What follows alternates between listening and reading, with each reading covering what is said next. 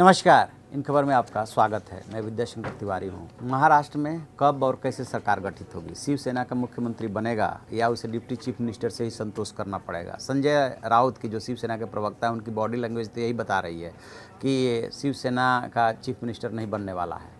तो फिर जो बीजेपी है वो कैसे निपटेगी शिवसेना से और कैसे फार्मूला निकलेगा? तो कल तक प्लान बी और सी की बात हो रही थी कि बीजेपी ने किस तरीके से प्लान बी तैयार किया है, किस तरीके से प्लान सी तैयार किया है। प्लान बी में उसका ये था कि पहले ये नहीं मानते हैं तो फिर जो है वो निर्दलीयों के सहयोग से सरकार बनाएंगे और सरकार गठित होने के बाद जो है शिवसेना से कहेंगे कि आप भी सरकार में शामिल हो जाइए।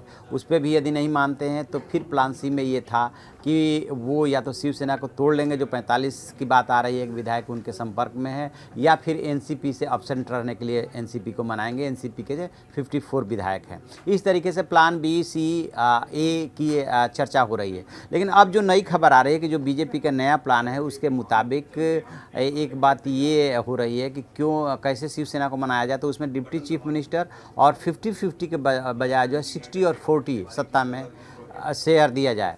कैसे शेयर दिया जाएगा कि भाई 60% हमारे मिनिस्टर होंगे और 40% उनके मिनिस्टर होंगे। लेकिन इस पे भी यदि शिवसेना नहीं मानती है तो फिर क्या करेंगे? तो अब ये बात हो रही है कि जो लोकसभा का चुनाव हुआ था, लोकसभा के चुनाव में 18 सीटें शिवसेना को मिली थी और 23 सीटें बीजेपी को मिली थी। लेकिन उस समय मंत्रिमंडल में एक मंत्री शामिल हुआ था, तो केंद्र में उसके 2 और मंत्री बनाए जा सकते हैं। ये अब नया फार्मूला दिया जा रहा है कि आप केंद्र में 2 पोस्ट और हमसे ले लीजिए मिनिस्टर का, और यहाँ पे अपना महाराष्ट्र में डिप्टी चीफ मिनिस्टर रखिए और 40% आप इसमें शेयर ले लीजिए सत्ता में, यानी कि 40% आपके विधायक मंत्री बनेंगे और 60% हमारे। लेकिन शिवसेना को दिक्कत ये है कि उससे ये लग रहा है कि अभी नहीं तो कभी नहीं, पता नहीं जो है इतिहास और भविष्य मिल करके अब कभी ऐसा मौका देंगे या नहीं देंगे। चूँकि आदित्य ठाकरे परिवार से पहली बार विधानसभा का चुनाव लड़ करके और विधानसभा में पहुँचे हैं, उनको मुख्यमंत्री बनाना है, तो वो अभी तक तो चीफ मिनिस्टर की ही जिद पे अड़ी हुई है। लेकिन कल शाम से शिवसेना नेताओं की जो बॉडी लैंग्वेज बता रही है कि वो थोड़ा डाउन हुए हैं। उन्हें लग रहा है कि बीजेपी नहीं मानेगी, सीएम के पोस्ट पे नहीं मानेगी। अब उन्हें एनसीपी के साथ जाने में ये दिक्कत हो रही है कि एनसीपी के साथ यदि जाते हैं, कांग्रेस बाहर से सपोर्ट करती है, तो एक तो विचारधारा की दिक्कत आएगी। थोड़ी देर के लिए विचारधारा को भूल जाएं, क्योंकि आज के डेट में सत्ता पाने के लिए कौन विचारधारा का ध्यान रखता है? कोई विचारधारा का ध्यान नहीं रखता है। सबका टारगेट क्या है? सिर्फ सबका टारगेट एक है, किसी तरह से सत्ता मिले।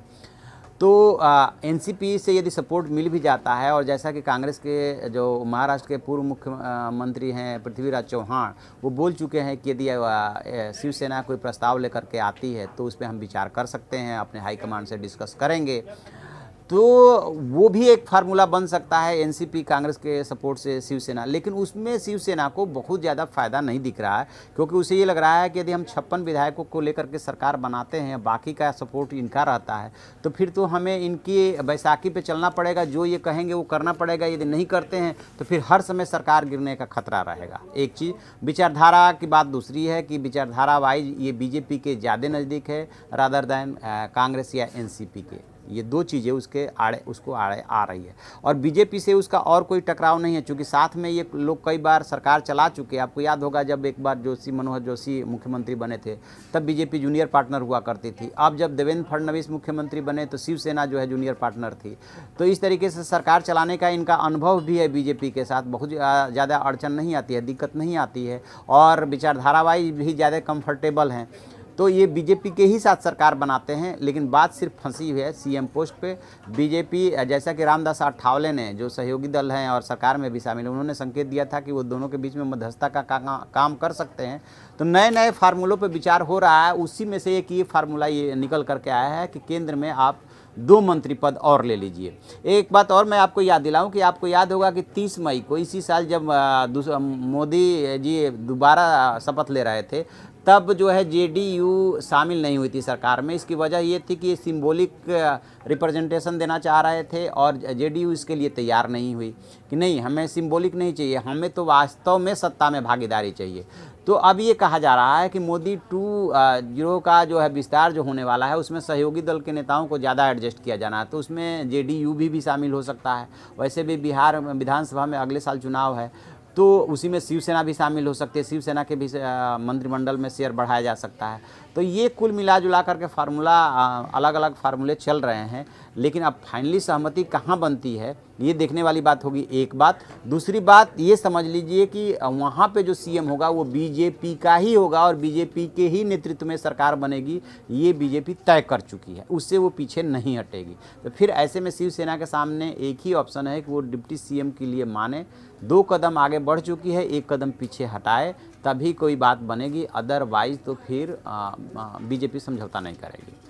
तो आगे देखते हैं और क्या होता है, जो भी अपडेट होगा हम आपको अपडेट कराएंगे। आप देखते रहिए हमारा डिजिटल चैनल इन खबर। Thank you. इन खबर चैनल को सब्सक्राइब करें और बेल आइकन दबाना ना भूलें।